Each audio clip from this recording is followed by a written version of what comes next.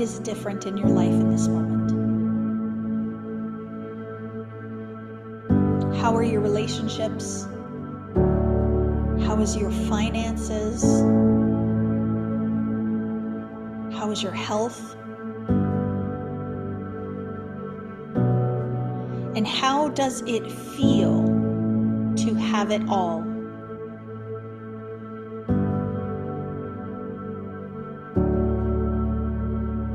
And I want you to find a mirror on the wall and walk over to that mirror in your mind and look at yourself. What do you see in the mirror? This is your highest self. Everything you wanted is here. You love yourself. You have absolute faith that everything is working out.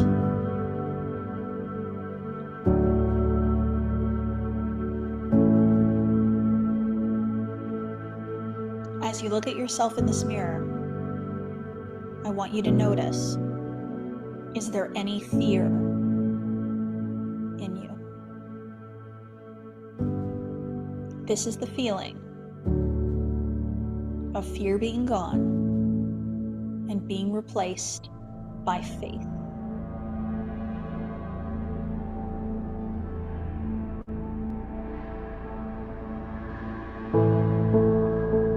Allow yourself to feel the feeling of being so sure of who you are, of where you're going, and your ability to change your own life. And bring yourself back.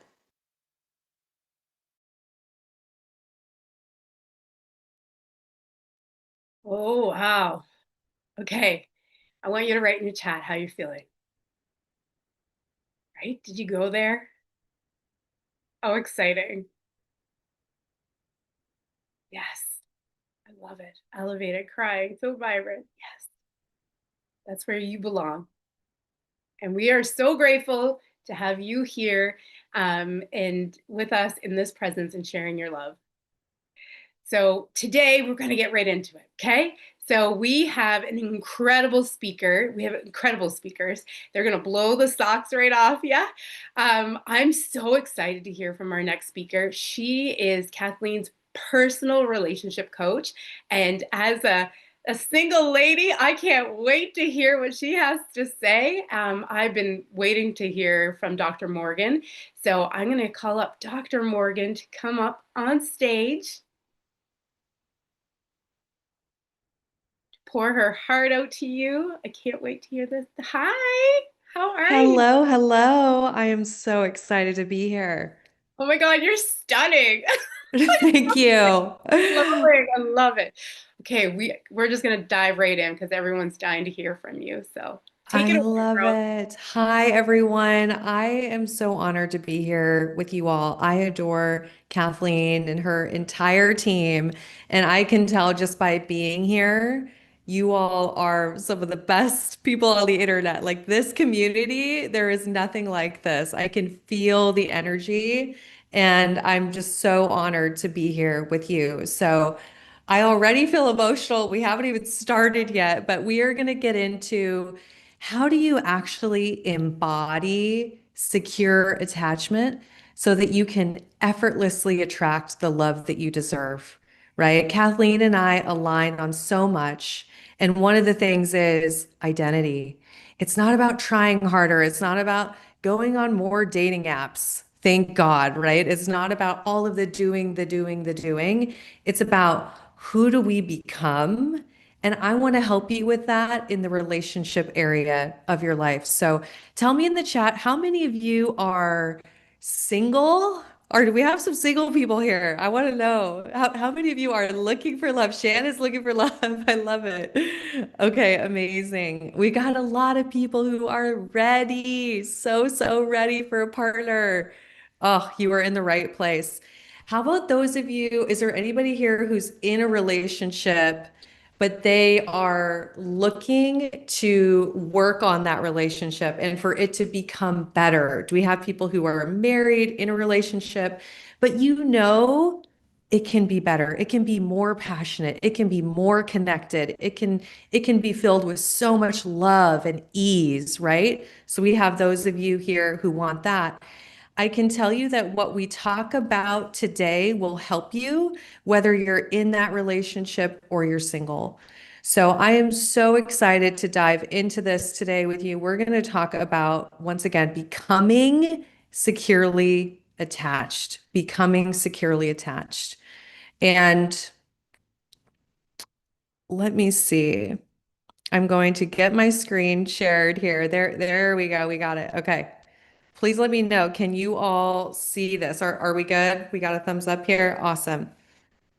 Okay, thank you so much. So, a little bit about me. I'm a clinical psychologist. I'm an attachment theory expert. How many of you know about attachment styles? Have you ever heard about attachment styles? For those of you, yeah? Awesome. You're going to learn so much today. You will hopefully walk away feeling like a little bit more of an expert about attachment styles. I have a podcast called Let's Get Vulnerable and a book, Love Magnet, Get Off the Dating Roller Coaster and Attract the Love You Deserve. I have dedicated my life to helping people have healthy relationships. And I want to tell you a little bit about why that is. Um, I grew up with a lot of childhood trauma. I lost my mom at age 6. That little girl on the left-hand side, you can see that was me at age 6. If you look really closely, I have my little middle finger out, which I love. It's like I have a little attitude, you know. But this little girl went through so much. And I lost my mom, and I also had an emotionally unavailable father.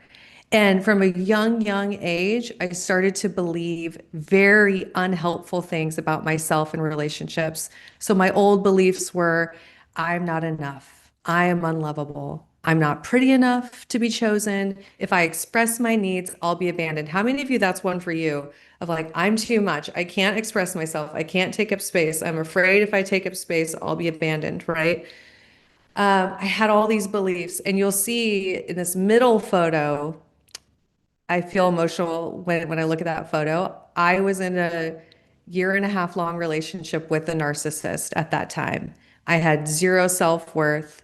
It was a very dark period. You can even see in the photo how I'm like shrunken, right? I went through this terrible cycle in my life of dating partners who had no capacity to love me or choose me. And I was on the dating roller coaster. And to make matters worse, I was using alcohol. That third photo, that kind of reminds me of the times when I was just using alcohol to numb my emotions. I was making terrible relationship decisions, and I was miserable. I was miserable. And after every single breakup, I felt like I was dying. I felt like, oh, I can't keep doing this, but I kept doing it over and over and over again. Insanity is doing the same thing over and over again, expecting a different result. That's exactly what happens when you have one of the insecure attachment styles. You're doing the same thing over and over again, expecting to get a different result. So that was me in the past. This is me now. I got married, you guys, last August. I just got married. Um, I got one of the good ones. He's my dream partner. He is so emotionally available and loving and secure. He's better than I could have ever imagined.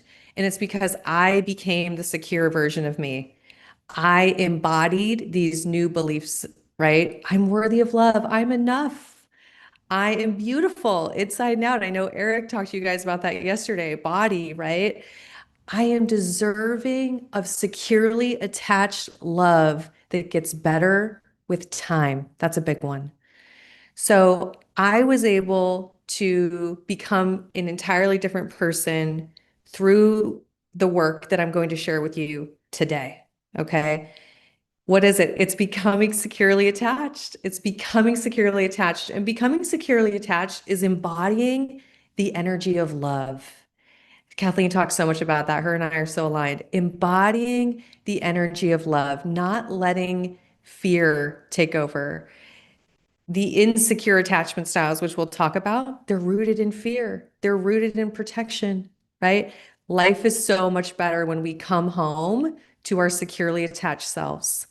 Now, I know we've got people here who are very interested in, okay, what do I have to do? What does it look like to actually become secure? So I wanted to give you the step by step. This is exactly what I help people do. Number one is awareness of your attachment style. So if you're taking notes, this might be something you want to take notes on. That's what we're going to do today. We'll talk to you about what is your attachment style? What do you do with it? Number two, we have to release your past. We have to go back to your past and intentionally release it. This is where I'm different than traditional psychotherapy. A lot of traditional psychotherapy, we spend way too much time just repeating the past, right? I know that you can intentionally revisit your past and let it go, right? We can let it go.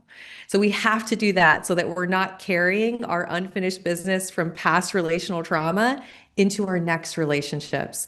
The next thing we have to do, rewire our belief system. I'll do a little bit of that with you today. I'm excited about it. So we have to start embodying beliefs that help us attract and maintain the kind of partners that we deserve. We have to learn how to embody secure attachment and have a regulated nervous system coming home to your body so that you show up that way effortlessly. You're not having to think about it. You're not rehearsing a script in your head about, oh, what should I text this person or how am I supposed to communicate? It becomes your default state. You learn how to embody secure attachment. And then, of course, there's skills. And, 99% of the people out there, they just want to teach you the skills and it's a band-aid and you might feel better for a little while, but the skills are not going to last. They're not actually going to be helpful until we change at the identity level. So I know you all know this. And I want to get into talking about attachment theory. This is what I've dedicated my whole career to. I'm a bit of a nerd about this, but I'm going to teach it to you in a way where you easily understand it. So, attachment theory is the science of understanding how our early relational experiences impact how we form and maintain relationships. And I want you to realize this, it's not just the relationships you had with mom and dad. This is also sibling relationships, friendships, early romantic relationships. Sometimes I have people who come to me and they say, I had a great childhood. Is that any of you? Like, hey, I had a great relationship with mom and dad. I don't know why I struggle so much in my romantic relationship. It's because your attachment style is also influenced by all the other relationships that you had in your life. So we have to look at how have our past experiences impacted where we are today. And I want you all to think about this, okay? In your brain, there's a filing cabinet. That filing cabinet is labeled relationships, okay? And in there is all of your beliefs, your norms, your models about relationships. And what we know is that there's probably so much in that file cabinet that is not serving you, right? And I think it's really helpful to think about we have to dump that all out, get it all out, look at the parts that are helping us and get rid of the rest.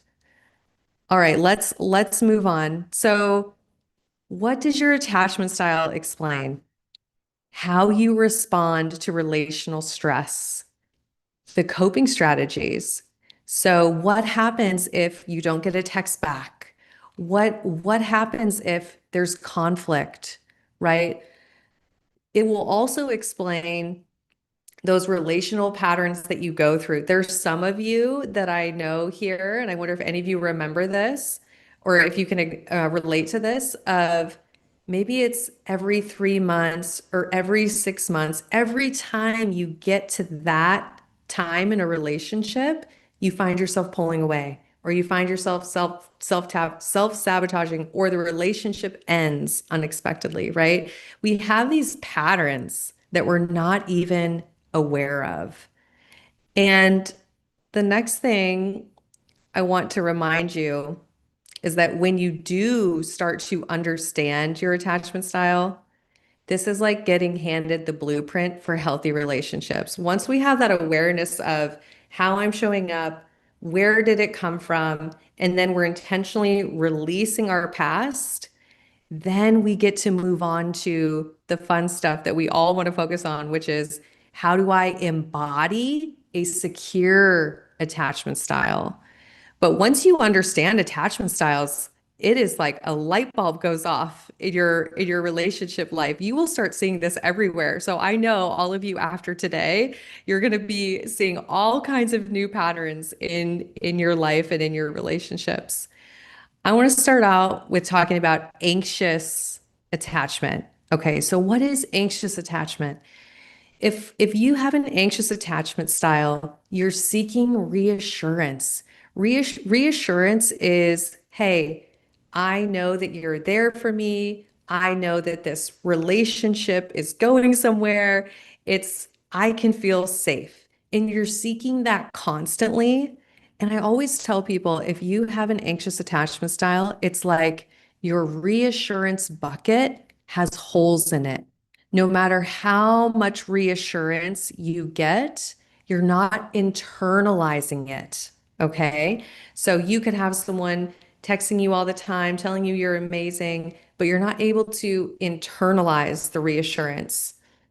The next thing to think about with anxious attachment, ooh, your brain is working on overdrive here. You are catastrophizing, you are predicting worst case scenarios.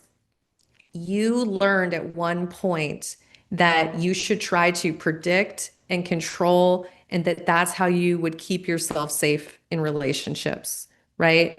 And with anxious attachment, there is this need for closeness.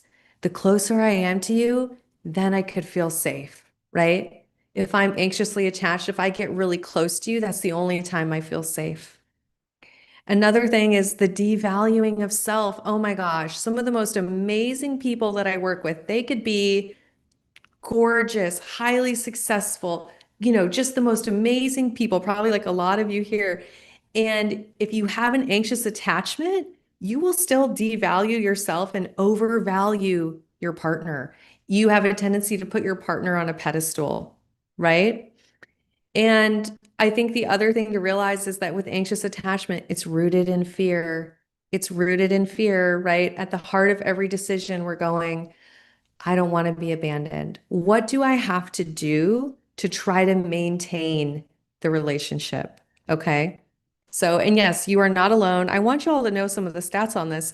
This is about 25 to 30% of the population has a predominant anxious attachment style. Okay. You're certainly not alone. This is a very, very common attachment style.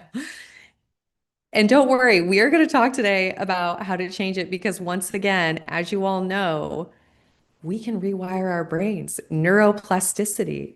The research used to say early, and this is what really motivated me to write my own book, is that some of the old research used to say, your attachment style is your attachment style. You can never change it. We know that's not true. You can always, always become securely attached. Okay. So I'm so happy. We're going to dive into that. Avoidant attachment, hyperindependence. So this is becoming more and more common in our culture. It's very celebrated to get to that place where we don't need people, right? Oftentimes with avoidant attachment, you were taught to prioritize achievement above all else. And you were taught that emotions aren't safe and that we shouldn't make space for them. A lot of times, the avoidantly attached person, they at one point were shamed or they were invalidated when they were sharing their emotions. So, as coping, they learned to disconnect from their emotional self. So, this leads to them not being able to tune into their own emotions, which, guess what, makes it incredibly challenging, if not impossible, to tune into other people's emotions. How many of you relate to this one? Oh, I'm seeing a lot of that's me. Yes. Yes, yes, yes. Okay, yeah. And avoidant attachment, the stereotype used to be that this was men only. And we know that that is just not the case, that your attachment style is not dependent on your gender. I just have to clear that up. There's a lot of women as well who find themselves as avoidantly attached. There's so much here, but I want to talk about a very important attachment style. Let's move into it. Disorganized attachment. Some of you were asking, can you flip-flop between the two styles? And the answer is yes. With a disorganized attachment style, this is rooted in fear. A lot of times, if you identify with this style, I know you had a lot of chaos in your past relationships. You had a lot of unpredictability. You really struggle probably with being able to regulate your emotions. This was my past attachment style. And let me tell you, it is exhausting. Any of you who could relate to disorganized attachment, you know it's exhausting. You are going back and forth between anxious and avoidant strategies. So one moment you're going, oh my gosh, don't leave me. I don't want to be abandoned. I will do anything. I want to make this work. The next moment, I don't need you. I'm gonna just go to Mexico with my girlfriends, right? Forget I have a relationship, like totally, totally avoidant. So we go back and forth between the two styles. And what ends up happening, you know, that term trauma bond that gets thrown around, what that typically is two people who both have a disorganized attachment style finding each other. Because what happens is they do this really terrible dance where when one person is anxious, the other person is avoidant. Then the other person swings avoidant, and then that person becomes anxious. So when I hear the word trauma bond, I know that usually that's two people who both have disorganized attachment, and it's incredibly exhausting, incredibly painful. So once again, I just want to pause. If you're identifying with these, you are not your attachment style. These are coping strategies. This is what you learn to do to survive in relationships. And I want you to know this, it doesn't get better until we work on it. I have a client right now in their mid 70s, okay, who never dealt with any of this stuff and is dealing with it now. And I think sometimes we believe this lie of like, oh, as long as I meet the right person, then I'll have a good relationship. No, nothing changes until we change. And the beautiful thing is, we can always change. We can always change. We can always become secure. Okay. I want to talk about secure attachment. Let's all just take that collective exhale. We can move out of fear. We can move out of protection. We can move out of attracting emotionally unavailable people, right? You all know this. Hurt people, right? If I'm showing up with anxious avoidant or disorganized attachment, I am also attracting people that are mirroring that, and we're hurting each other. So, we can stop that. We can always become secure. And I want you to start thinking about who is the securely attached version of you.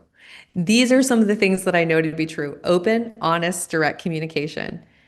I could teach you communication frameworks all day long. I could give you the best script for communicating in a secure way.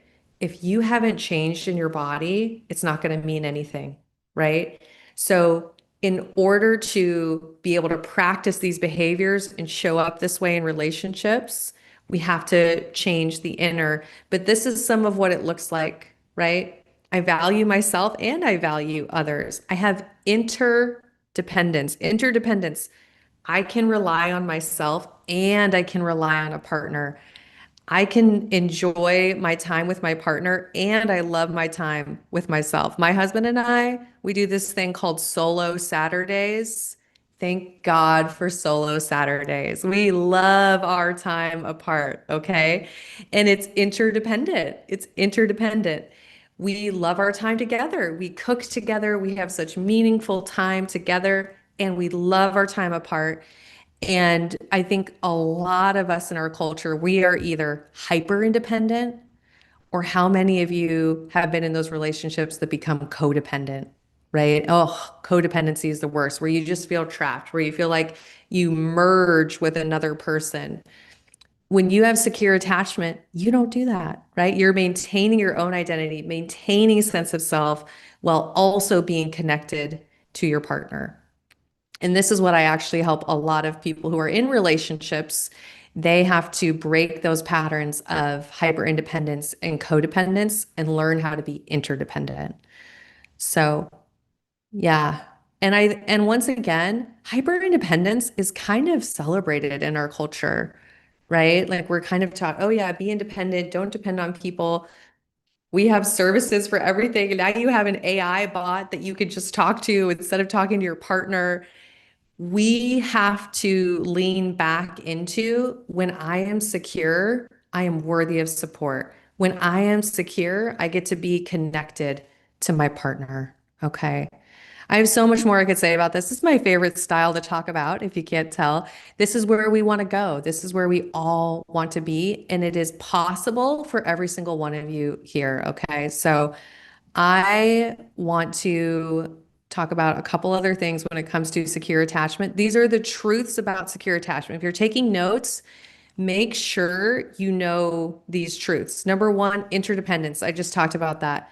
You take care of yourself. You also value your relationship. The second truth, when we're secure, conflict makes us stronger. So many of us have a negative relationship to conflict. We're afraid of it. We're afraid of it. We think if conflict comes, the relationship is going to be over. That breaks my heart because you're constantly avoiding conflict.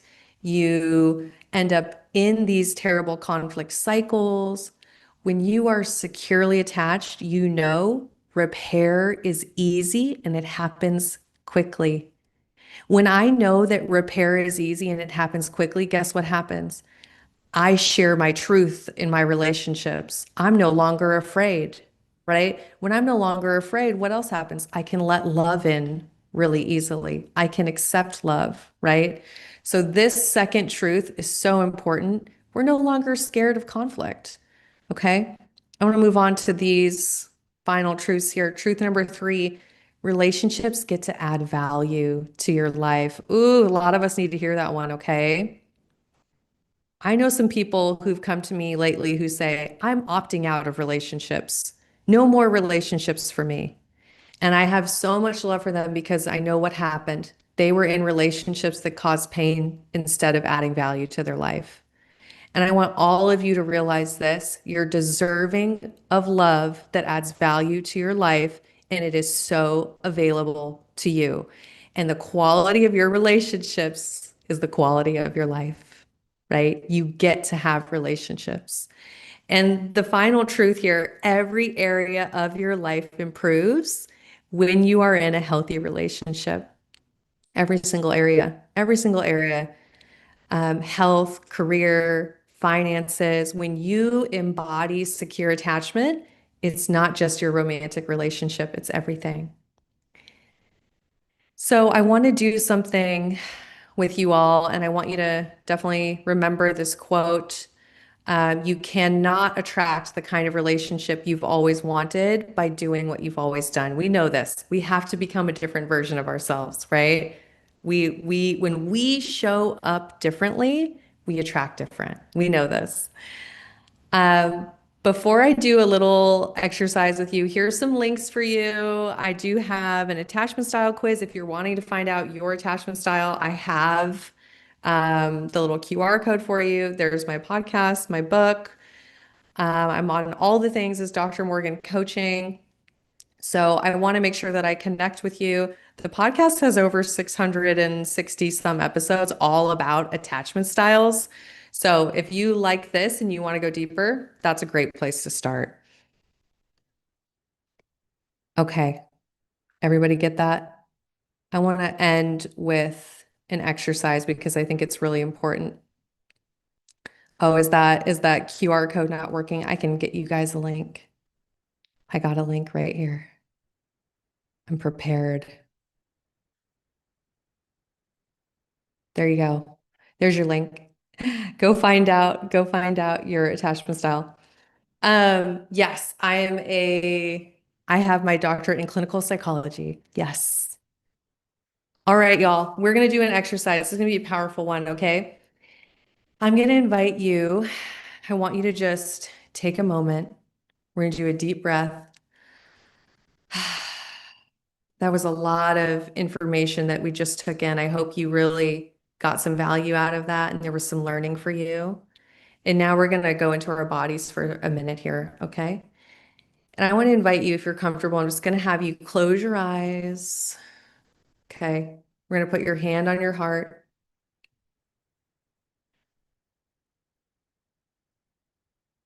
And I want to ask you to just tune into what are your current beliefs about relationships?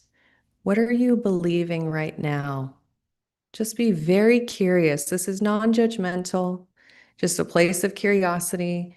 What are you believing to be true?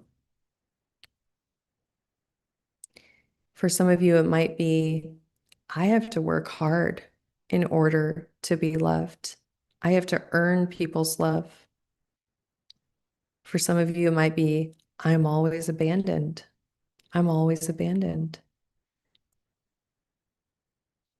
Be very honest with yourself when you think about how you are currently approaching relationships. What are some of your core beliefs?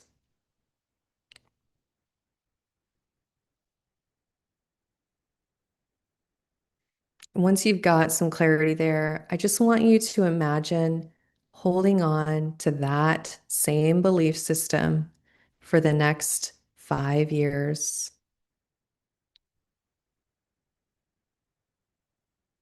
You're holding on to it. What are you doing? Are you repeating the same patterns? What does your day feel like when you wake up in the morning? How do you feel?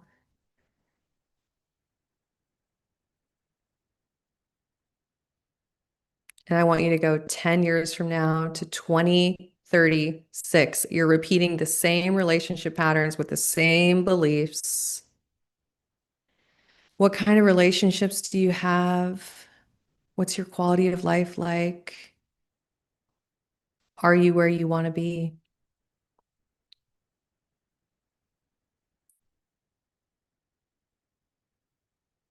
I want you to go 20 years from now. Okay, think about yourself 20 years from now and you didn't change a thing. You had the same relationship beliefs. It's 2046, 20 years, you had the same beliefs, you're doing the same things in relationships. Are you lonely? Are you feeling completely isolated? Are you feeling low energy? What happens 20 years from now and nothing changes? And I want you to just think about that. Look at what is in your life, what would be true. Or maybe it's what would be missing? Is there something that would be missing, right? Be very honest with yourself.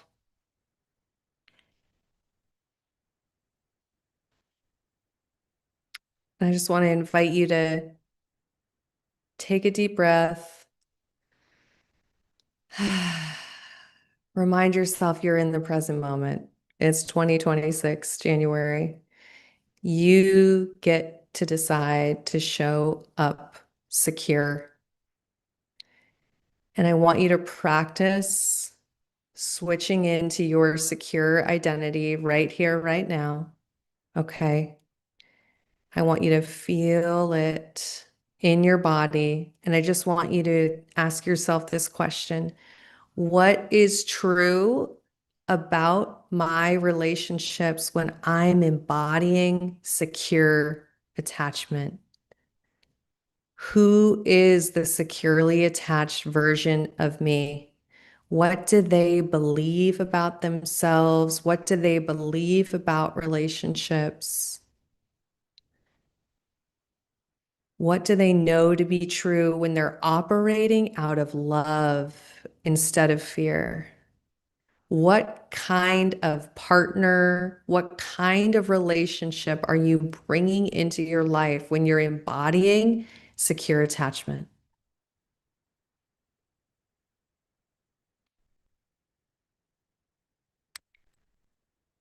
Feel it in your body, see what it feels like. And I want to ask you one last really powerful question here. Now that you know what is true when you are securely attached, what has to change? Do you have new standards, new non-negotiables? Is there an old belief that keeps getting in the way that you need to change? In order to embody that secure self, what has to be different? What has to be different? Okay.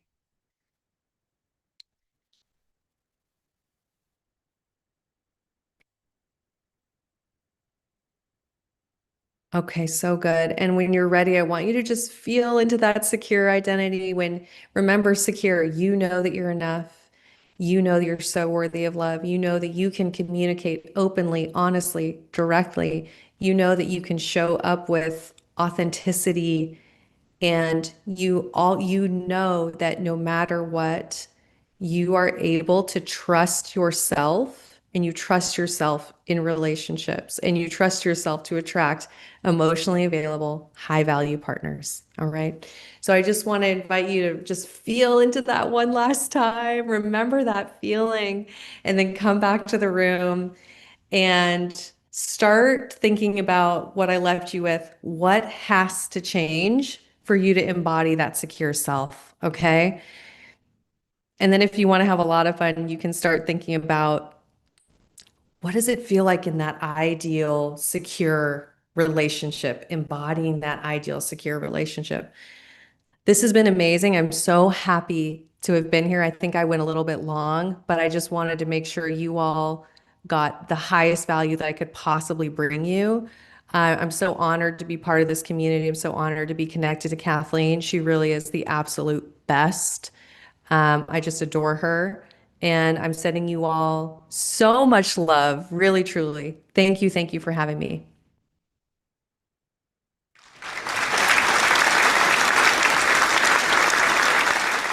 Thank you, Dr. Morgan. Oh my goodness, I learned so much. You just changed my life, really. There's a lot of people in there who was writing like, it's hard to hear this, but it's so good when we see the resistance and then we know where we can change. I grew up as the oldest child, so I always had to do everything for my sisters, and I didn't realize that how this was affecting in my relationship because I never felt supported. So my attachment style, like I'm definitely I called it the anvil. It goes both ways. I'm like, it was chaos, right? So thank you. I learned so much, and I know everyone here did. So thank you for having you here today. Okay, everyone. Oh my goodness. I was tears, all the things. Like I wrote pages of notes. So just Kathleen always attracts the most amazing people. Like, isn't that true? And have that just that teaching today is just like it's top notch. So we're gonna keep the ball rolling.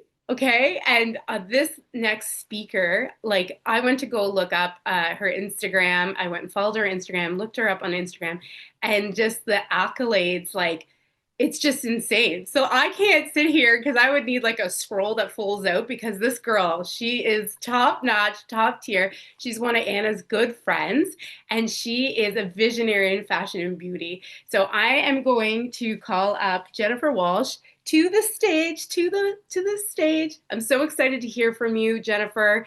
Hi. Hi. So excited to be here, Shannon. I can't even We're tell so you. excited. I can't wait to hear like everything. Like when I saw your Instagram, I was like, this girl, like you've accomplished so much. So we're so I know. fortunate that you said yes to speak to our community here today. So I'm going to let you take it away. Thank you, Shannon. I'm so honestly, and following Dr. Morgan, I mean, you guys, I'm in awe. Like I have chills because that was so powerful. That was moving. That was really, really helpful for me too. So thank you, Shannon. Thank you, Kathleen. Like thank you everyone on the team. I'm so excited to be a part of this community today. I've been looking forward to this for weeks, and I'm so thankful my dear friend Anna asked me to be a part of it. So I'm thrilled, especially on a Friday. So I'm really, really happy. So I'll just really quickly tell you a little bit more about myself. I'm Jennifer Walsh, and I'm here in New York City. I have been in the beauty industry actually for 30 years. And around 10, 15 years ago, I started diving more into the aspect of beauty and the brain. So, what happens to us when we experience beauty in terms of like, what does it mean to our body and our brain when we're seeing it and feeling it and being a part of it and not just something outside of ourselves? So, I've been diving deep into something known as neuroaesthetics. So, neuroaesthetics is this connection between beauty, nature, art, and our built environment. So when I speak today, it's going to be coming from a place of how our environments make us feel good, or maybe possibly not, how they regulate us, how they don't regulate us, and where that energy lies. So there's really interesting aspects to all this, but it's really, really fun for me to talk about because I get excited around all of you because I can see your faces. So your energy, even from the screen, gets me jazzed up. So again, I'm just really thankful because a lot of what I'm going to talk about is going to also be around getting us offline. I know it's kind of hard to say that we're on a Zoom right now, but how we intentionally think about how we use our devices and technology and how we think about our built environment, nature, beauty, and how that impacts our daily life as well as our energy. So we have to be really cognizant of how we're using technology right now, what we're consuming, just like we're consuming food, our supplements, how much exercise you get, all those kind of things really impact everything that we do. And I'm going to start by saying something about this word untethered. So I've been thinking about this word untethered for quite some time because we are so tethered to our devices. And every single thing that we have around us is vibration, it's energy. So things that we have to plug in to get energy from is not going to give us energy back. So you have to be really aware of those kind of things. So we live on our devices, but is that really giving us energy? It's not because it needs energy from an outside source. So the idea of an untethered lifestyle, it's not saying no to technology. It's not saying no to um, AI and everything else, but it's more of being understanding of how do we split our time between being fully embodied person and being also using technology for a good thing. But an untethered lifestyle would be something like a slower pace. How do we show up for ourselves? We're taking out our earbuds once in a while. We're actually looking around our spaces and how those spaces are giving us the clarity. So I'm going to give you a little bit more about my background. So I've been in beauty for 30 years. Like I said, I started a company called Beauty Bar back in the 1990s. So it was an idea to take beauty out of a department store setting. So this is the pre-Sephora and pre-Ulta days. So it was a very different time, but it was really fun. I got to open a few locations. I had a really fun website and a great group of women that were on my team. I sold that business in 2010. So Amazon now owns that. And I've started other beauty brands along the way. But around 2015, I started walking a lot more in Central Park. And people knew I loved to walk. And I started a video series called Walk with Walsh. And so every person I interviewed would tell me, well, this really feels good. I'd never get outside. And I thought, well, we all know it feels good when we go on vacation. We're somewhere beautiful. We're on the beach or maybe walking along a lake or maybe a forest, wherever it feels good to your body. You always think, well, that felt really good. But why am I keeping it to the weekend? Why am I keeping it to vacation time or some other time? And that's when I started diving into saying, well, there must be something here. If we know it feels good, why are we waiting and putting it off to something other than? And that's when I started doing the neuroscience of beauty and nature and really diving into how this makes us feel. So it took me a few years, but I started partnering with UPenn, the Center for Neuroaesthetics, as well as Harvard's Brain Health Initiative. And at both locations, and trust me, I'm not a clinician, so I was really honored that they actually let a non-doctor, a non-clinician be a part of these programs. But it helped me then dissect what they were doing and then bring it down so I can then teach it to other people. So I want to think about, especially now when we are in a very noisy climate in the world, so everything's coming at us all the time and it's a lot of things. So we have to think about our senses as this beautiful gift that we're given as human beings, that those senses that we have help us really tune in and amplify our intuition. So we have an atrophy of the senses going on right now. We're We're so tuned in. We have our earbuds in all the time. Like I said before, we're always looking at our phone, but we're very unaware of the world that's happening around us. So we're almost becoming like those cyborgs I talked about. So living in New York City, I don't know if any of you here are in New York, but everyone's always looking down on their phones and they're bumping into people. I thought, are we already are we already the humanoids so we don't even realize it? I mean, what's going on? So I kind of feel bad for people because they are so completely unaware of their surroundings. So right now, one of the greatest superpowers we have is that ability to kind of say, okay, our environment is always speaking to us, but we get to then tune in because we have that superpower of intuition. We have that superpower of this gift of our senses of what are we smelling in the air right now? What are we hearing? Are there steps behind me? Again, this is all for, for safety purposes as well. So my father was an FBI agent when I was a child. So, and growing up in the Bronx, he taught me a lot about my surroundings. So between that and learning about the neuroscience of space and place, I was able to give him this gift to be aware. And that awareness has helped me then understand how much our spaces and places really impact what we do. So when we think about the atrophy of the senses, how do we show up every day for ourselves to be the best version to receive the energy, the embodiment, the gifts that are given to us every day? Because if we're not aware of them, we can't even accept them. So what are we smelling? What are we tasting? What are we seeing? So our environment's always feeding us. So we have to really, really be aware of that. And our bodies are continuously antennas.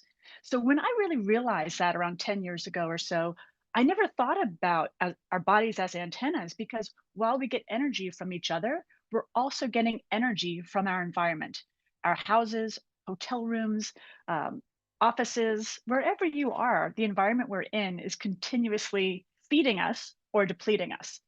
So where are we sitting right now? Is it making us feel good? We have to think about those things. So I'm going to dive deep into all of that. But I want us to think about that now before we even get started of, okay, what is our space giving us? But again, I always say our places are either feeding us or depleting us. So I'm also going to talk about neuroaesthetics. So neuroaesthetics is that study of your brain on beauty, nature, and art, which is so much fun and wonderful to be able to kind of digest and understand the power of it. And that awareness of how we show up for ourselves in those places. So our environment's either regulating us into possibility or it's really dysregulating us. So think about everywhere we are, we can kind of show up really feeling good, but if we go into a space or a place that kind of the lighting is off, you kind of get those spidey senses within our bodies, like it doesn't make me feel good. I don't know why, but there's just something there. That is a key element of understanding spatial awareness. So there is something there. We have to kind of hone into, okay, this is kind of cold. Maybe it's a lot of just cold. There's no texture there. So maybe it's just blocks of something that kind of makes us feel uncomfortable. So again, those places and spaces are really important to understand. It's so interesting too, because once you go to places that are cold and you think, oh, that was really bad. That made me feel uncomfortable. I don't feel like myself right now because it kind of dims us. That energy is kind of zapped from us. Someone just said safe places. Exactly. So I'm also going to talk about that because those things really show up inside our own bodies. So am I safe here? Am I held here? Am I exposed? Do I belong? There's like all these like little things of how do I feel? And am I able to show up as my best self in those places if they aren't supporting me?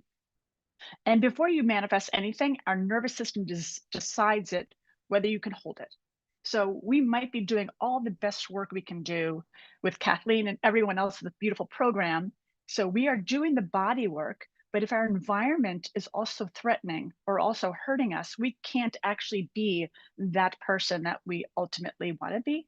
So we have to really consider that as something to what we have to do. And a lot of my work too is about biophilic design.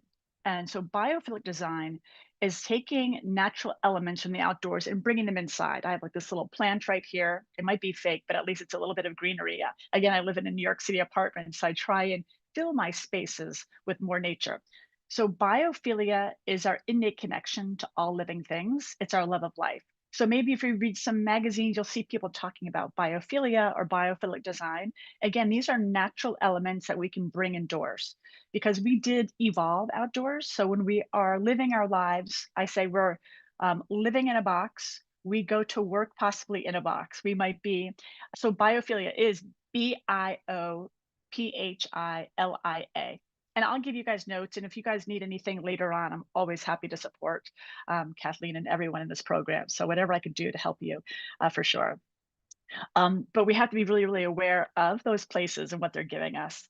So biophilia is our innate connection to all living things. It's our love of life. So since we did evolve outdoors and we're spending so much time in these boxes of our homes, we're traveling in a box, whether it be a car, a subway, maybe even a bus. That's another box. We're working on our laptops, our devices. Everything is a box. So that's going to minimize us more and more and more if we don't realize we have come from expansion. Nature is expansion. So if we're always living in these tiny little boxes, putting us in these like really framed small places, we have to realize we have to get outside. We have to feel that fresh air. We have to hear that bird song. All these like little tiny little key elements really impact our bodies throughout the day. Um, and so when you think about even, I'm going to give you one little example, which is really interesting because there's some great studies behind this right now. Bird song is something so powerful for the human body that we often overlook because when we go for a walk, there's just birds chirping. But what's so interesting is when there's lack of bird song, that means there could be danger around. So when we think about how we evolved outdoors, we knew how to read the environment, we knew how to read the climate, and we were adjusting ourselves because of it. When there's no bird song, that's usually because maybe a bigger threat was around. Maybe there were dinosaurs or a saber-toothed tiger or something that was going to be big and around us and could be hurting the birds or the creatures. So I think about this even in my parents' backyard. They have eagles and hawks and otters and little creatures. The little creatures disappear when the hawks and the eagles are close by. So you kind of think about how all these living systems coexist together. And when you hear them and you listen, there's always talking. There's always talking around everything. So birdsong is so powerful that they're now implementing little tiny bit of birdsong in classrooms, and children are actually doing better on test scores. There's less absenteeism, and they're kinder to the staff of the school. It's fascinating. Yeah, there's some really cool studies going on. I think there was one school in particular in Baltimore. I'd have to look that up. I can't remember. But we often overlook these things because they're so far back in our brains and they're programmed in our DNA. Subconsciously, we're just kind of impacted by it, but we don't really think about it. It's just always present around us. So when we think about those environments, are they feeding us or depleting us? Sometimes we're in those places of, are we braced? Are we feeling threatened? How are we going to kind of dysregulate or regulate ourselves? So I always say dysregulated people don't receive well. They only cope well. So we can always show up for ourselves, but we have to think about other people because that energy might be a little off. But dysregulated people don't receive well, they cope well.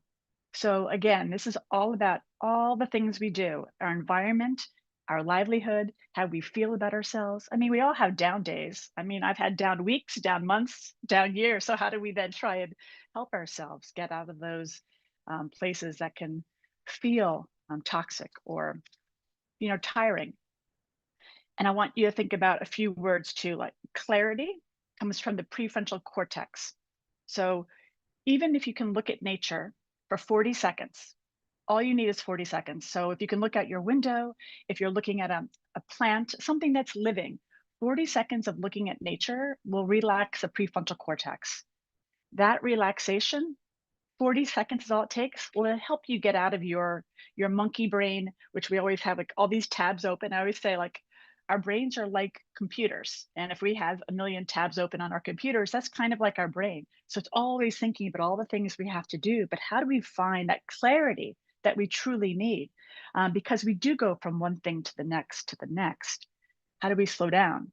How do we show up for ourselves and really be cognizant and really aware of, I know, so I'm always thinking, I know, me too. What's interesting though, when we do go outside and we like look at a beautiful sky, are we thinking about the tasks at that moment? No. Sometimes we just might see a beautiful snowfall. Like I get excited to see snowfall. I often weep when it snows for the first time this season because it's so fleeting, right? It's that fleeting, beautiful moment. And I love snow. So I get really excited, but I cry because it is so beautiful and it is so special. So how do we kind of show up in those moments of wow, pure awe?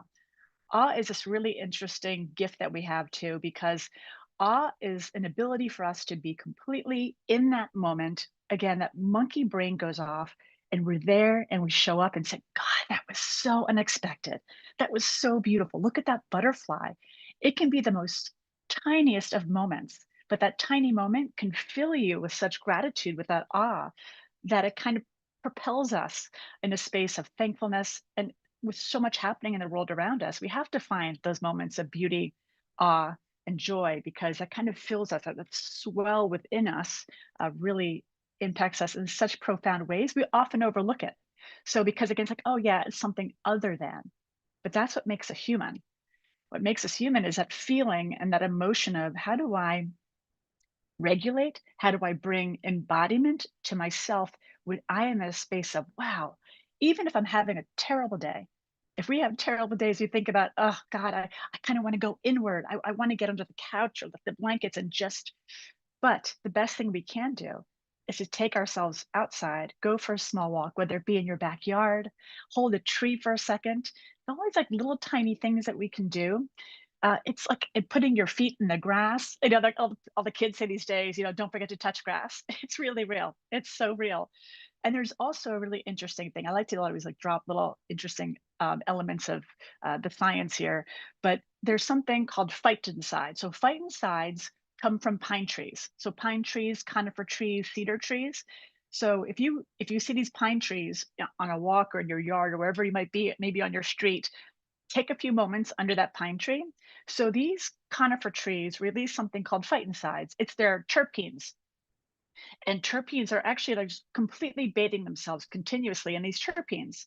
What's really fascinating, this was found out. Dr. Lee in Japan has been studying this since the 1980s. A lot of cool things happen in beauty and nature in the 1980s that kind of gave us this liftoff. But he found out because of his studies that these trees were bathing themselves. But what happens when we're around the trees, we're inhaling these phytoncides, unknowing. We can't smell it, see it, or taste it, but we're inhaling these phytoncides. And these phytoncides are helping the trees ward off disease and illness. Here's the really cool part. When we are around these trees, we're inhaling these phytoncides. It actually activates our NK cells, which is our natural killer cells, and that helps us ward off disease and illness. It's like I always say there's power in the pines. So again, if you're looking for more power for yourself and more health and awareness, little tiny things of nature really are always impacting us. So I never say, like, never underestimate a very small, simple walk, because again, that embodiment is in touch with nature. So all these little tiny things, when we think about daylight, how much daylight are we getting every day? That then helps us set up our circadian rhythm. And circadian rhythm is how we sleep, how we spend our days. And the more sunlight we get, the better we sleep. So we think about, you know, we sleep when the sun goes down. And we kind of think about like this is how we evolved in nature. And now in modern times, we're like, oh, we're just going to get a lamp that's going to help us much better. They have them, they're great if you can't get outside. But try and always spend a little bit of time in the morning if you can. You have a small child, go for a walk, or if you have a dog, you have to walk. It's these little tiny things. So creativity is always a part of us as well. Creativity gives us that embodiment of self because we are creative human beings. We always want to create, whether it be a drawing or sketching or doodling or sculpting. We always want to create something. And trust is safety. So we think about our places and spaces. Are we feeling safe there? Consistency. So how are we showing up for ourselves consistently? And openness. So are we receiving things in our environment? All these little things are influenced by our environment. So we have to think about what are we doing? Are we breathing in that fresh air? Are we helping each other show up for one another? It's really interesting because there's so much there. And I could go on for like 2 hours. So I'm trying to make this as quick as possible because I can talk about this for so long. So I also want you to think about our spaces in terms of what kind of materials do you have in your house? I live in a very, very tiny apartment here in New York City. So I try make as much impact as I can with very little things. You don't need a lot of money to make your space healthy in terms of like the vibration it's going to give you. It's you want your body to match your environment and show up in places that are going to be really uplifting for you. So I want you for a moment right now, I want you to look around your room that you're in and see if you can find something that's kind of, maybe it's cold. Maybe you have like a pile of dishes in your sink. You're thinking, oh, I gotta get to it. But look at something. Can you find something around you that's kind of, I don't know. I don't, doesn't make me feel great. It could be some bills on the table. It could be whatever it might be. But I just want you to kind of look at it for a minute. If you can find something around you that kind of doesn't make you feel good, that's in your environment. If you can see anything. Okay, so think about how does that, when you see it, does it make you kind of like, oh, it kind of gives you that, you kind of clench yourself. You kind of like, oh God, like for me, I know my dishes are in the sink right now because I haven't done them yet today, but I know they're there and it kind of makes me feel like, okay. But if you can look around your room and find something that you love, there's something beautiful, whether it be a plant or you're looking out the window, like I had my window right here. It's like a beautiful skyline. How does that make you feel? So how are you seeing things around your environment that are like, I don't know, it kind of makes you go inward. And I want you to also think about the power of sound. We live in a really, really noisy world. So that noise, again, when we're embodied creatures, and Kathleen is teaching us all these beautiful tips all the time, we are creating this manifestation of beauty and grace for ourselves and kindness and love, which is expansion. But when we have a lot of external noises, and I say there's a difference between noise and sound. So the noises are those man-made noises. Think about jackhammers or honking horns, or maybe it might be a lawnmower, things that really kind of irritate the body. That's not something that's far-fetched. It's actually real. So our body kind of like doesn't like it. So how do we then get past those noises and find sound? So sound is usually natural sounds. So it might be raining outside. It could be maybe blowing leaves. Think about the water. If you like a stream or an ocean sound, like little tiny nature sounds, or even bird song.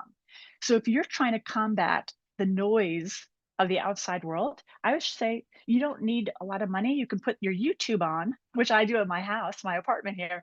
I put YouTube on with a fireplace, and I can now see that fire, and I can see it. I can hear the crackling noise. That kind of puts me at ease and also blocks out the jackhammering outside. But these like little tiny elements that we can bring into our own environment that again helps that expansion, that again helps us find that embodiment of the body that we really need. It fulfills us. It creates this well of information for our own bodies. And I know we're like running out of time because I also want to say something about oftentimes when we're always looking for, I I want to say the word correctly. We're looking for ways to get back to self. We're often looking outside of ourselves, or maybe we're looking to people online that, oh wow, that morning routine looks really great, or maybe I should invest in this food, or I should.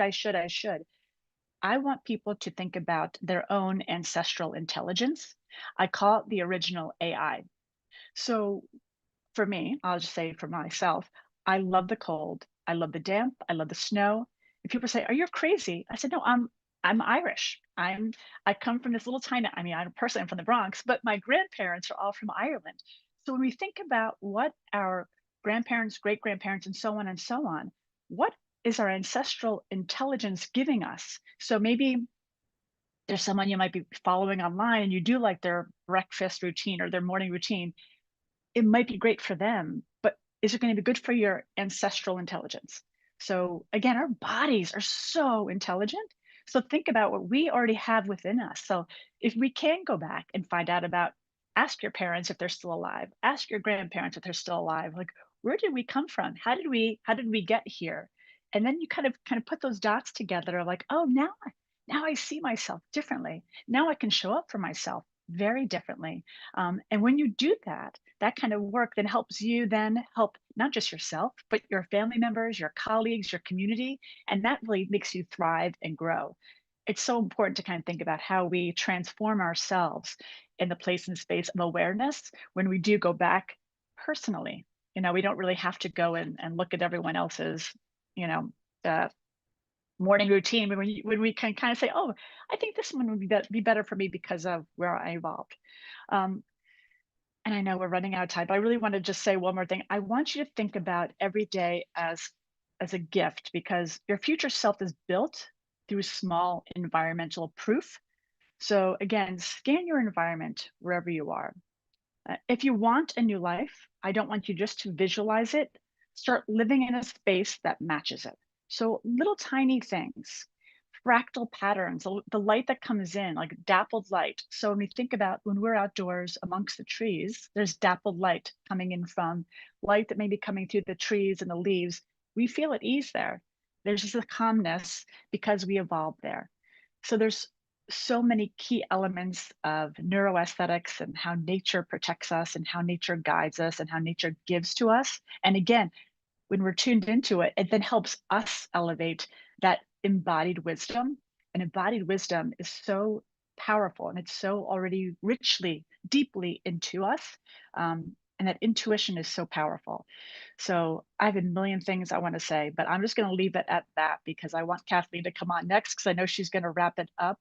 Um, I do share a lot on Instagram, as Shannon was saying, and my Instagram is the Jennifer Walsh.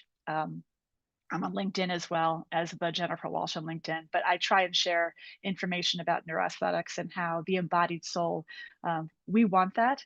And especially women, I know there are men here as well, but women, we have to go back to body. We have to go back to self. And then we can kind of give to others when we find that not every room is going to be powerful. But if we create spaces that help us flourish within our own bodies, that then helps us serve our communities. And I want people to give each other and ourselves grace. It's a hard time in the world right now. So how do we show up for ourselves to just give ourselves grace to just get through it and say, gosh, this was a really hard day. But how could I then be better for myself by just going for a simple walk, get that fresh air, breathe that beauty in, because beauty is not decorative, it's a biological need. So people say, oh, beauty is just a decoration. It's not. Beauty is a biological need that we need every single day of our lives to help us thrive. And with that, I will pass it back to Shannon. And I'm so thankful and appreciative for all of you for being here and listening and being a part of it. And I'm so honored to have been spending my Friday with all of you and for you to be here with me. So thank you all.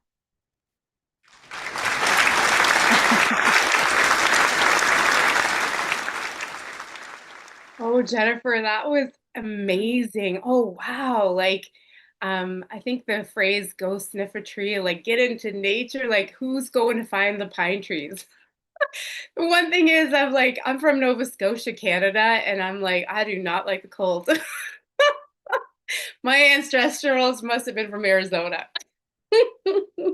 Thank you so much. And I hope you come back because like you are a plethora of knowledge and we would love for you to speak more to our community. I know that the chats are blowing up here. You blessed us with your knowledge and it's just we're wanting more. So thank you again. Okay, so next we are going to like today has been so incredible. Like I have my hand hurts from writing all the notes. We are just like I said, Kathleen attracts the most amazing people. So with that being said, we are going to bring her up, the queen, my lighthouse, our lighthouse here, Kathleen in Malibu. Yes, and bringing the sunshine in. So Hello. Hello, hello, everyone. How are we doing? This has been such a beautiful day. I've been over here listening to the speakers and gaining so many insights. I think yesterday was a really, really powerful day with Anna, Chris, and Eric, and so much love and light and awarenesses were shared. And so many of you have been messaging me and telling me how much you loved the direction of yesterday and some of your truth bombs, which I think is great. And then this morning, we were just exposed to two incredible women that, whoo, game changers. This information is magical and powerful. I loved what Dr. Morgan said about attachment styles, and I have personally been working with her on my own secure attachment style. And while I was in a 17-year relationship with Chris, who you met yesterday, we were together for 17 years, him and I. That relationship was secure. But what I found is when I got out of that and I was single and went out into the dating world, I revealed a more dormant, anxious attachment style. So with Chris, our attachment styles together, they worked for the needs of the relationship at the time. But then I noticed this attachment style coming up. So what's really, really beautiful is the last relationship that I was just in, it actually allowed me to reveal the anxious attachment style. And through my last relationship, I feel like I'm moving more and more towards this secure style. And so I can, that was my beautiful cousin and photographer, Dana, that you just saw behind me there. No, gosh, it's fine. No, no, you're totally fine. I wanted to introduce you. No, all the beautiful photos that we do, they can't see you when you're sitting. All the beautiful photos that we do, that's my cousin Dana here. So we're doing a photo shoot. We're doing a photo shoot tomorrow. So grateful. No, we're so grateful to have you here. So anyway, um I'm sharing that to say that like no matter how much of this work that you've done, no matter how much money you make, no matter how successful you are, no matter how many comments and likes on social media you get or followers or how much self-love work you've done, there's always growth. And there's always areas that are going to show up for you to heal from and to grow from. And so now I feel even more empowered and secure that the next relationship that I call into my life is going to be the best that it ever could be and will be because that's what I'm calling in. So I loved listening to her today. Her and I've been talking a lot lately as I'm going through this transition again. But it's been good. So I'm grateful for that. And then I love Jennifer's talk about beauty being a biological need. One thing I will tell you that my personal experiences with beauty is when I did not love myself. Okay. So when I had no favoring thoughts towards myself, I never did my hair. I never did makeup. I never wore nice clothes. I didn't wear jewelry. Beauty, fashion was not a focus or a priority. I didn't care because I was in deterioration mode. Because I didn't see my worth, I didn't see my value, those things were unimportant to me, right? So think about self-care. Like, right, when you give yourself self-care, you have a nice hot bath, you do some beautiful skincare, you go to the spa, you go out and you get your hair done. Those come from self-love. You care about yourself, and so you do those things to care for you. And I never did any of them because I didn't care.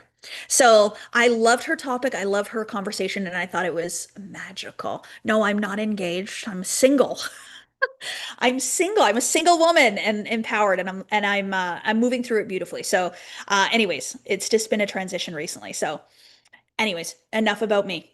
What I would love to do about with all of you right now is I would love to bring you back up into spirit. I would love to bring you back up into the source of it all.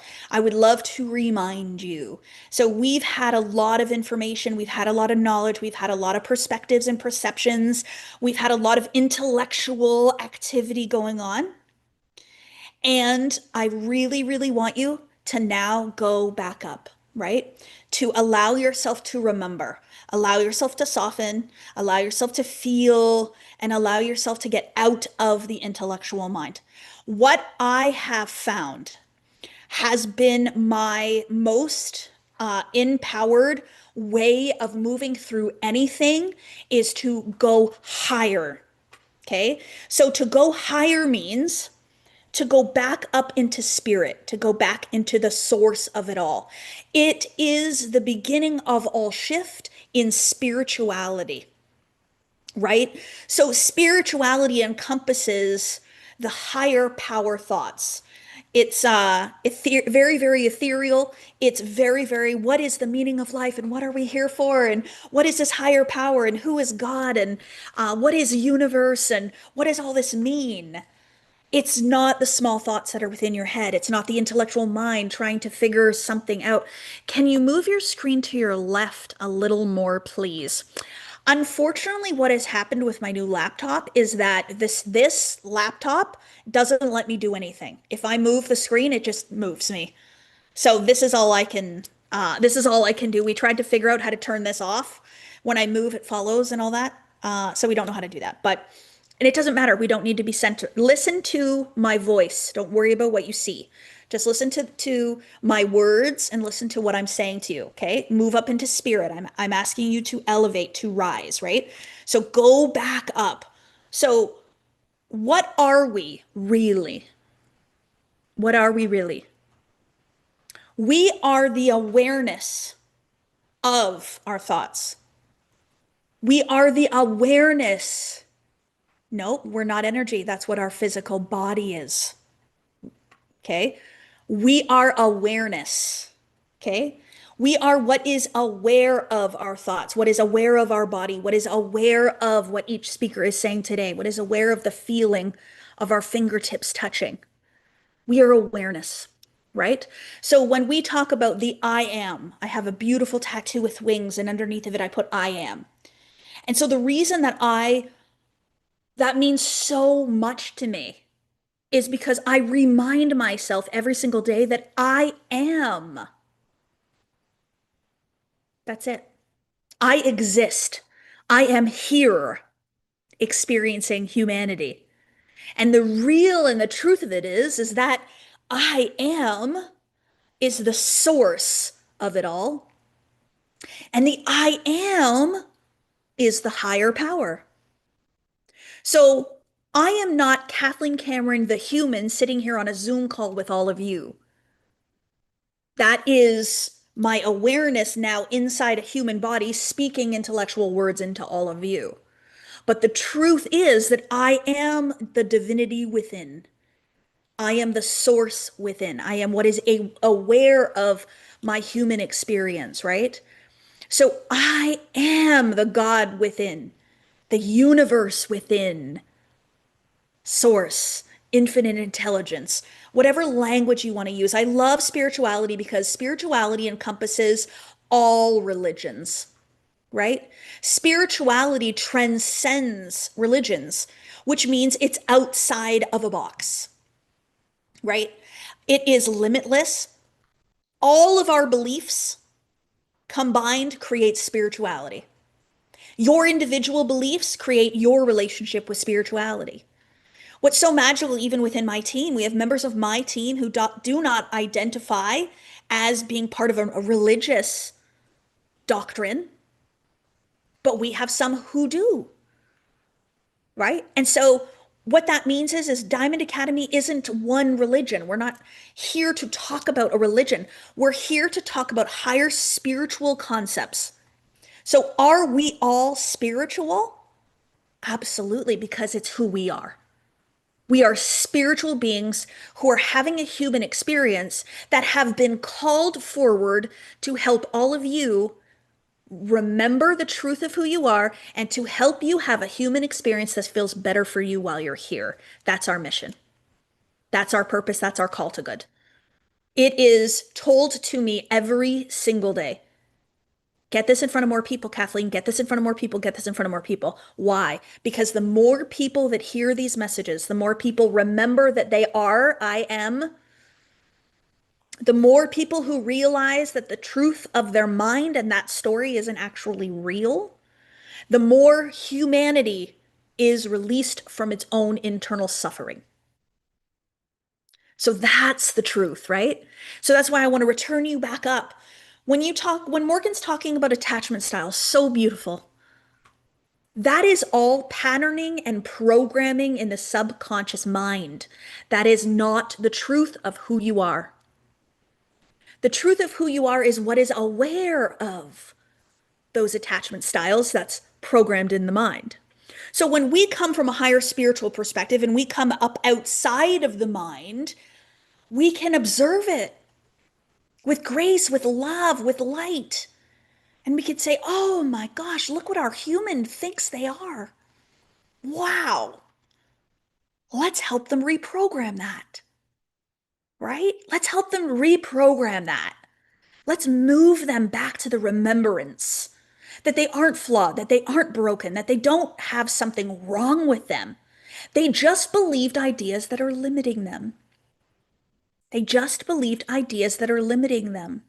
So the truth is, if we want to talk about the self, there's the storied self, but there's the unstoried self. The storied self has limits. The unstoried self has none. It is limitless. It is love and light and pure divinity. So whenever I start feeling like I'm in my patterning, I'm in the stories, right? I remind myself, this isn't real. This is just what the mind believes in this moment. And to remember who and what you really are. I did this beautiful little exercise in our House of Manifestation experience that we did in Los Angeles, California. And I've talked about it before, but I'm going to tell you again. So I had them sit and focus their awareness, right? So you can look around the room and become aware of things around you. Like look and find a lamp, become aware of the lamp. Don't judge the lamp and start saying it's white, it's yellow, it's beautiful, it's on or off. Just observe the lamp, see the lamp. You can look around, see maybe it's a cupboard, maybe you see a pen. Just observe, right? Just observe. That's the awareness of something, to not judge it. If I start saying, okay, this is a black pen, it actually writes really horribly. It's not my favorite pen. We've now judged the pen, but I'm just asking you to be aware of the pen, right? So now take that awareness and put it inside. Put it to you. I want you to become aware of your toes. Don't look at your toes. Become aware of your toes. Are they there? Do you know they're there? Yes, that's awareness. So, what I want you to do now, and you may have never done this before, I want you to become aware of the I am. Become aware of the I am. The unstoried self, not you with ideas, not you with strength or weakness or happiness or sadness. I want you to become aware that you are here. I am. I am. I exist. I'm present. I'm here. Can you feel it get quiet? Everything's quiet. That's the returning. That's the remembering. Suddenly, everything in my mind is gone. Suddenly, I realize that's the truth. And so, every single time I'm experiencing something in my life, I remind myself to return to the I am, to the truth of who I am. The energy is so high, I could cry. Let it out. It's truth, right? So, truth, when it's operating in you, feels like peace, feels like love, it feels like joy, it feels like resonance, it feels like alignment, it feels like your heart is just getting bigger and bigger. You can just feel how good it is, right? That's truth operating in you. That's the remembrance, right? And so we don't want to escape the other parts of us. We don't want to escape our humanity. We want to experience it. Our awareness came here. We are in this world, but we are not of this world, right? So our awareness came here to experience itself fully through humanity. And so we're here to experience the breakups, the business celebrations, the loss of people that are important to us, all the money that comes into our bank account. All of this we are meant to experience. But when you experience it and you learn to do this, and you remember to do this, you experience it through the soul's lens instead of through the human's lens. Because when we are fully embracing humanity through humanity, it's hard. It's so hard. It's heavy. It's resistive. It's overwhelming. And what it does is it sends you down a cascade of negative thinking towards disintegration. Okay. And I've been there. I have I have planned my own escape from humanity. Okay. I was done with this world. I was out. I was like, get me out of here. I don't like it. And that was one of the lowest times in my life. But I didn't have spirituality in my life. I forgot. I forgot the truth of who I am. I forgot that I'm the divinity within, the God essence within, that I'm a spiritual being having a human experience. I got caught up. I was in the matrix and I didn't like it. And the only way out was to end my life here. Or so I thought. But now I remember the way out is enlightenment. It's remembrance. The way out is personal growth and development. The way out is spirituality. The way out is high, going higher, right? And we go higher by going deeper, right? So we have to go in here and we have to look at what does our human think? What does our human believe? And how can we help it remember the truth? Right? So even when we're going through some of the most emotional transitions of our lives, if we remember that what we are is what is observing it, what we are is not what's experiencing it, right? And so it gives us so much freedom and it gives us so much grace and it gives us so much empowerment to realize that this is happening, but it's my mind caught in the story or the movie of it, and I can escape from it at any time. It's magical, magical work.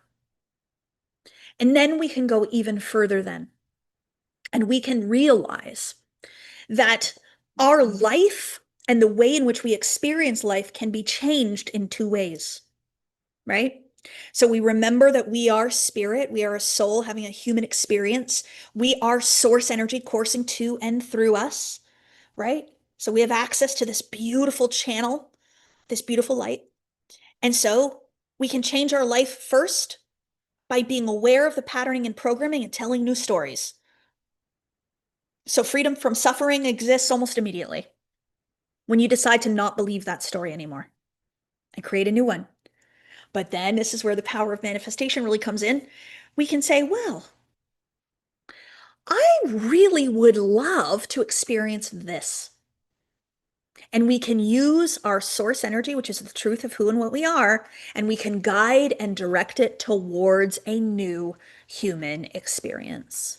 One that has greater love, greater beauty, better spirituality, incredible relationships, more money, business success, and impact. Anna talked about impact yesterday. What I know to be true is the more personal growth and development that I do, okay, so that I allow my soul to direct, the more that I let Kathleen Cameron, the human, be her lightest, brightest, and most empowered, the more people I get to influence. The more people get to hear this messaging, get to expand, get to grow. And this is why my YouTube channel's almost at 100,000 subscribers.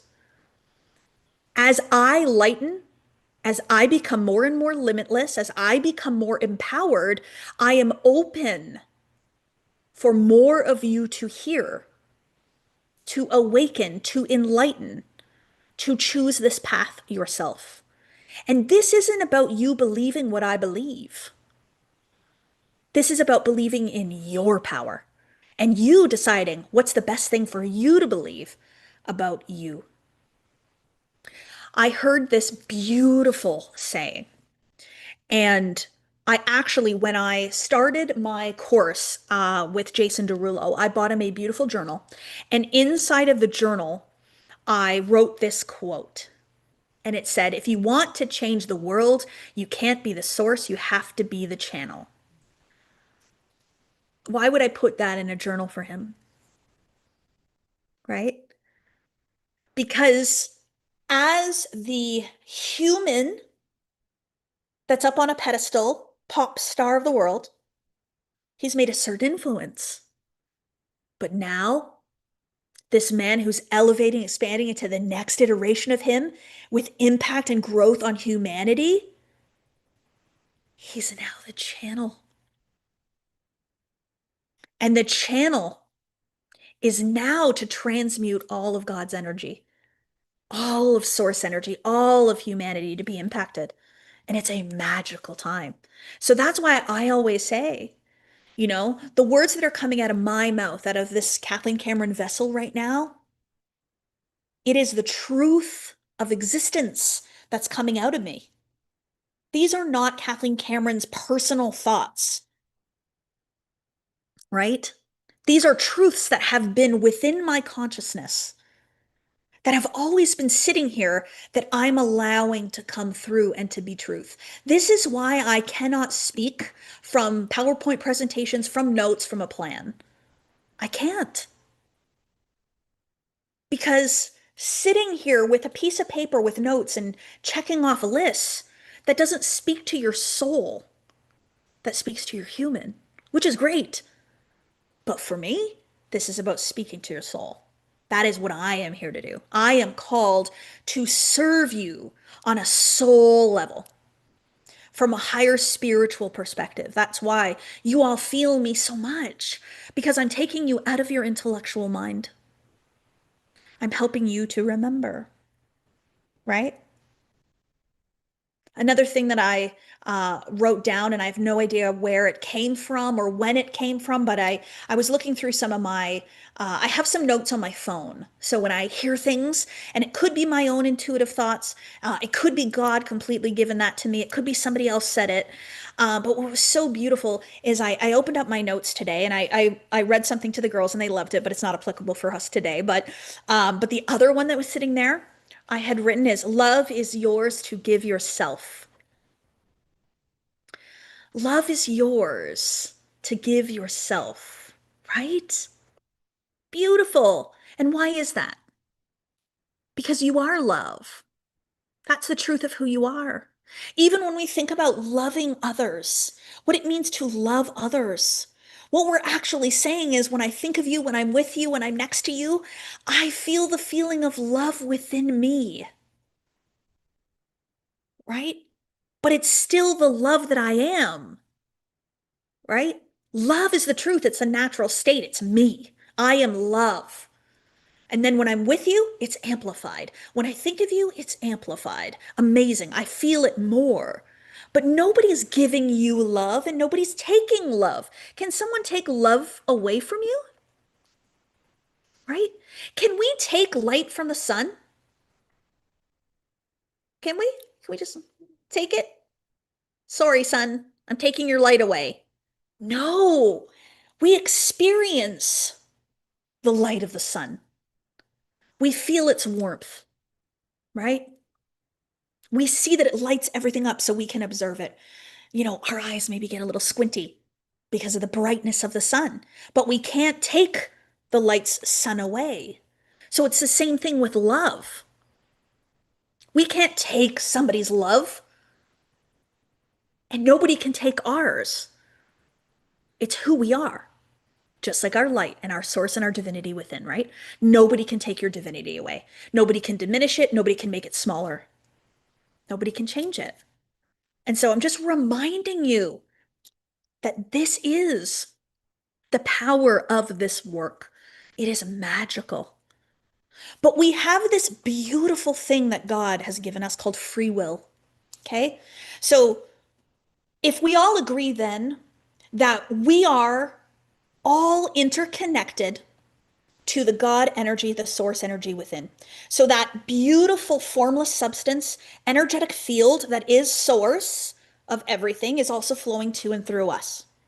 That means we are all one and we are all connected. This is why I think of you and then you call me. We are all interconnected. My energy is your energy. My consciousness is your consciousness. As my consciousness raises, I'm raising all of yours.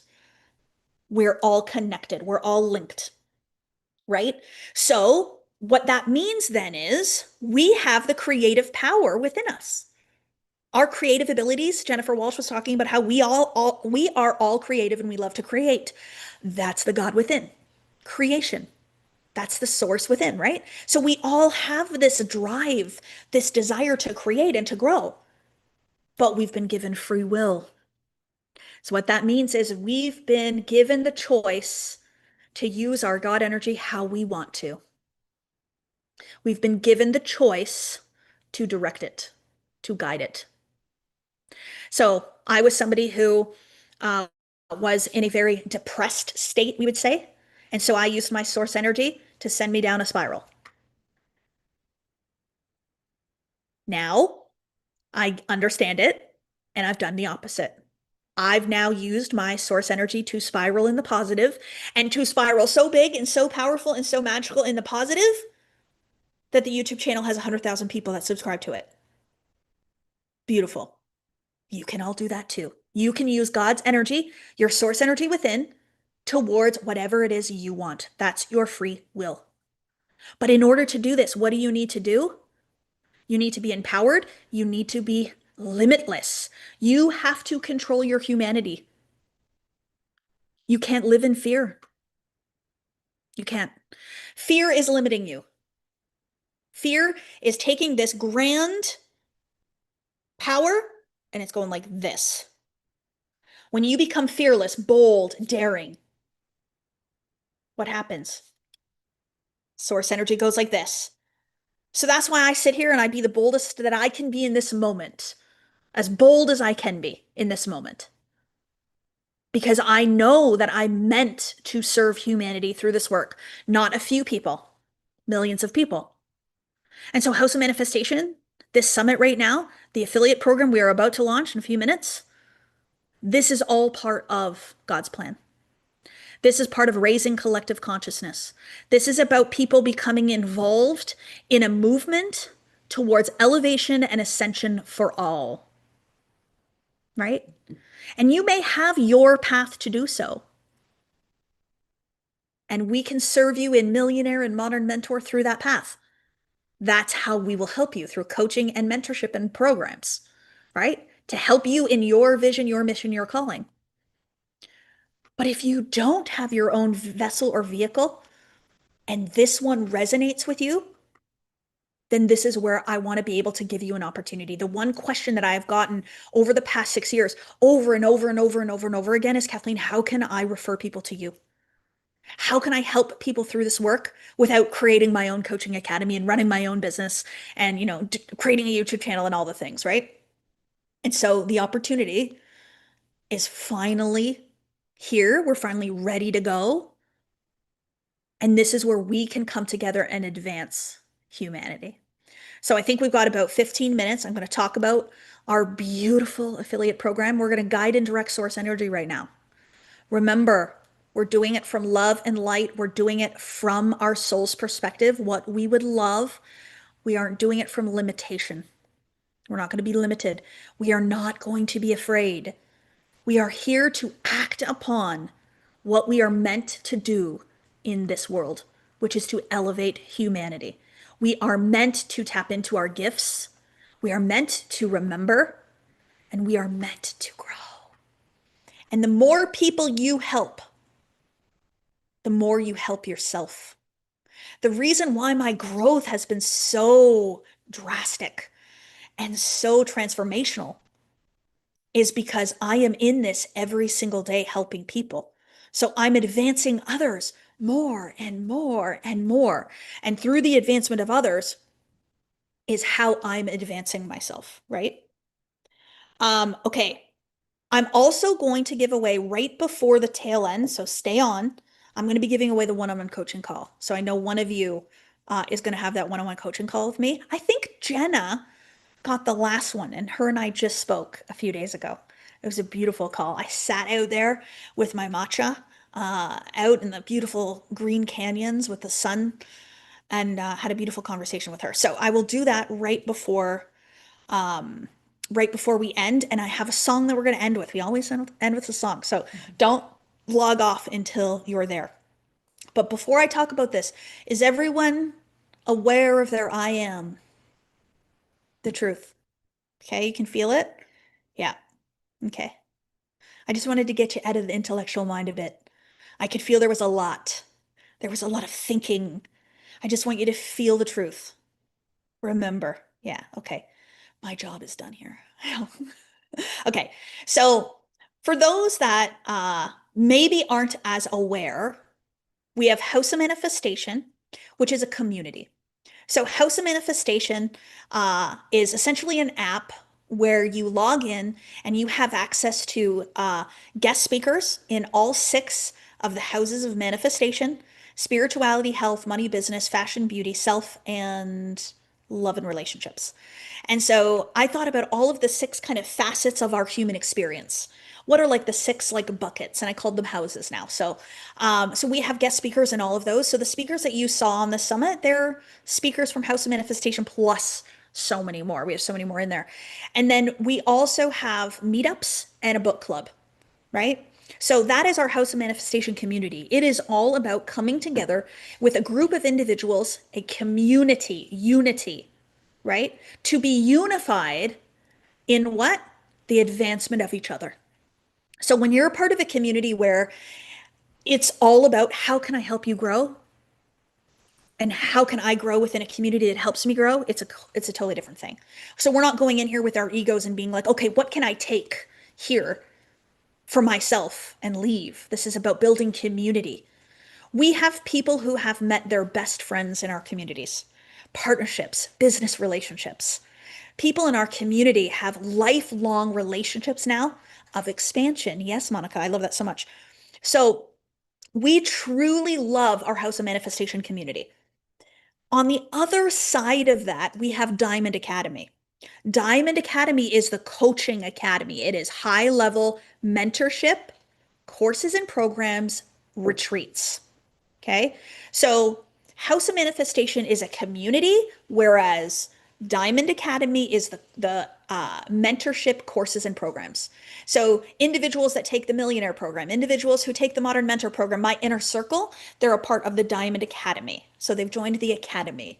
House of Manifestation is our community. Many go from House of Manifestation up into the academy. So it's this beautiful diamond journey, we call it, ascension journey, movement throughout wherever you'd like to be.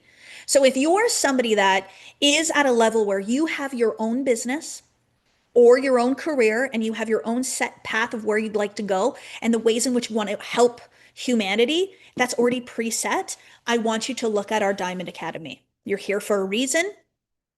You're here because we are meant to help you with your mission. So we're here to support you, coach you, mentor you in your ascension. So that would be the Millionaire Program, if that's for you. Now, if you're someone that is looking for a community to be a part of and you want to become an affiliate and also make commission, we have that opportunity opening today. So for the first time, we're having an affiliate program open for House of Manifestation. So up until now, everyone that's in House of Manifestation is in there as a community member. They're on a subscription or a pay in full plan, and they're part of that community, contributing to the community's growth. But now we have an affiliate opportunity. This is something everybody's been asking me for since I started in this business. And so we finally have it up and running. So it has been a journey. It has been a process. It's an entire app. It is incredible, phenomenal opportunity. And once you get into it, we're going to have a Zoom for you and to give you more information and all that kind of stuff. But if you desire to be an affiliate, you can do so today. Now, to be a House of Manifestation member and to be an affiliate are kind of 2 different things. So you can be a House of Manifestation member and get access to all the guest speakers, the House of Manifestation meetups, the book club, and all that kind of stuff, and experience all of it there. So that you can pay a monthly subscription or a pay in full for. The affiliate opportunity is a one-time annual fee to be an affiliate to earn income. You don't have to be a House of Manifestation member to be an affiliate. Do I think it would be better for you to be an HOM member to be an affiliate? Yes, because you have to be a product of the product. So if you're going to be promoting this, you should really know what you're promoting and be a part of it. So what we did is we created something today where you can do both at one time for essentially the same amount, right? So to be an affiliate is $97 a year. What we decided to do with House of Manifestation, it's normally $197 a month, but for right now only, it's $111 per month. So when you sign up for House of Manifestation today, right now, whether it's a pay in full or monthly, we will waive your affiliate fee. We will waive the 97. So what you'll see is I'm going to give you all a link today. And on that link, you're going to see a couple options. There's House of Manifestation alone. So if you just want to be in House of Manifestation, you can choose that option. If you desire to be a House of Manifestation member and affiliate, there's an option. And then if you just want to be an affiliate alone for the $97, you have that option. If you're already House of Manifestation member, Dorothy, just sign up as an affiliate. Just go in and sign up as an affiliate. You already have House of Manifestation, so you don't need to sign up for that. You'll just sign up for the affiliate. And yes, all of our pricing is USD. Yeah, it's all USD. So we're going to put the link in here to sign up. I know a couple of you have been like, who's going to be the first affiliate? So I'm hoping that I'm hoping my team, I'm going to watch here and I want to see who the very first affiliate is that comes through our system, if they can tell me that. But yeah, so you can officially enroll as a Diamond Academy affiliate. You can also talk to any of your member of the team. So who knows who their manifestation mentor is? Who knows who their manifestation mentor is? Kaylee.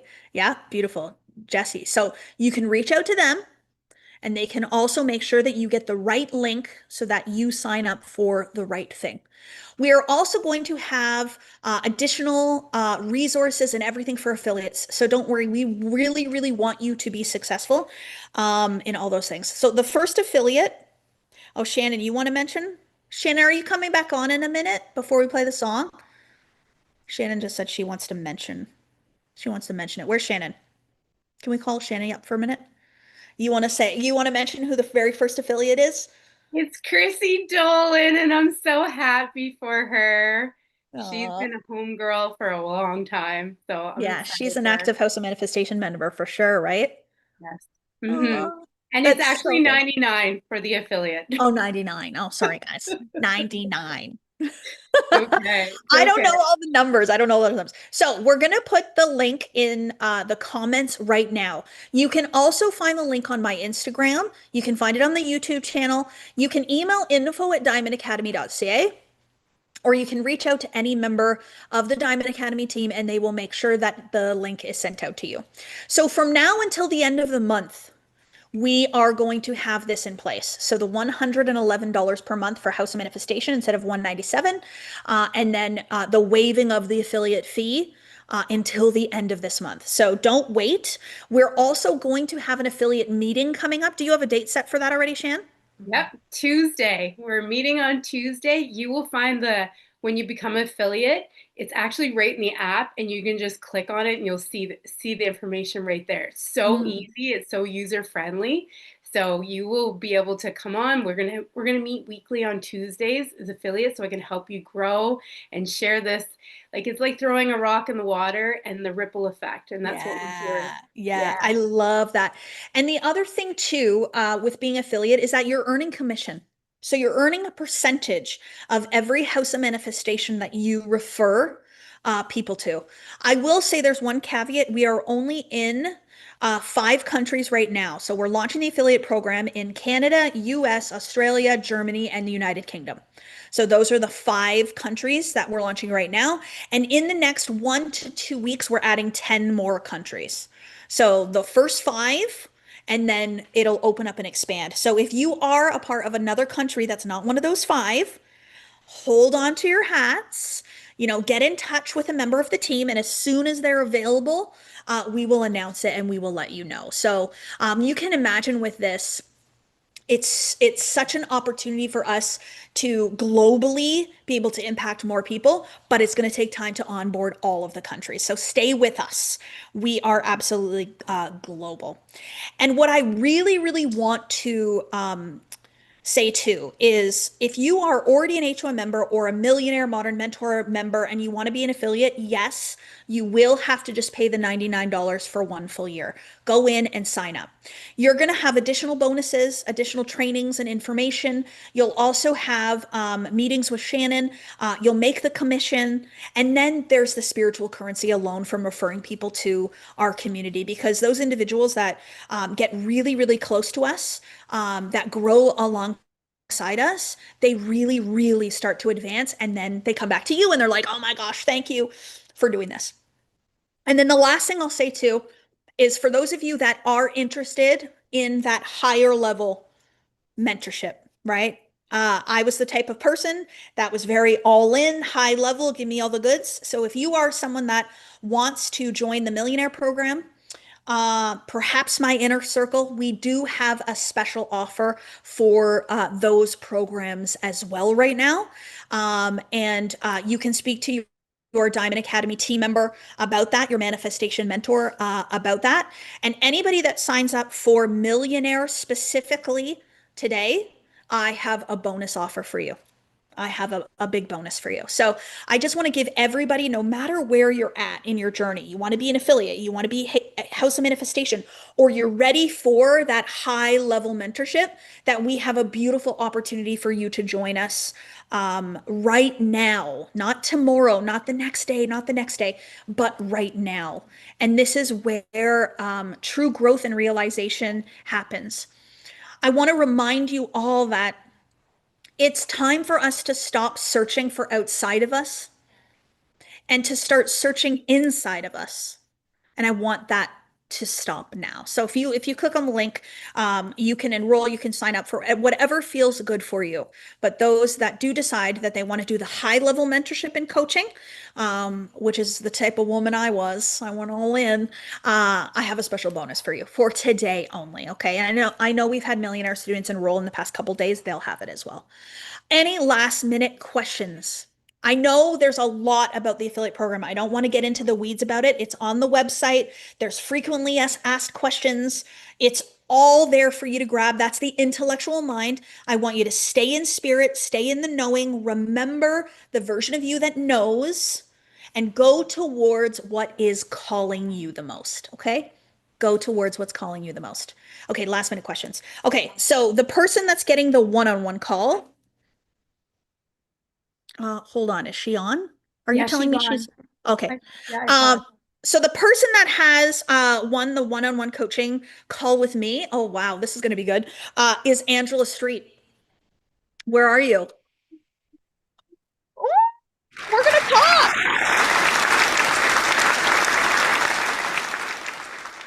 Wow, wow, wow. I think she's muted, but okay, hold on. Let me just unmute. Here we Okay. go. Oh, I'm so excited. I Yay. can't even, I have no words, but I'm excited. Yeah.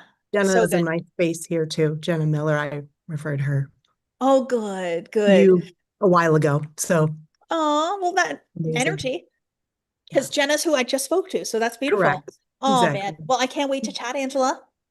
Same. Thank you so Congratulations, much. beauty. So Oh my excited. gosh. Yes. Amazing. Okay, so I'm sending you all so much love. I'm so grateful for everything. Shannon, do you have any last minute words before we play the song?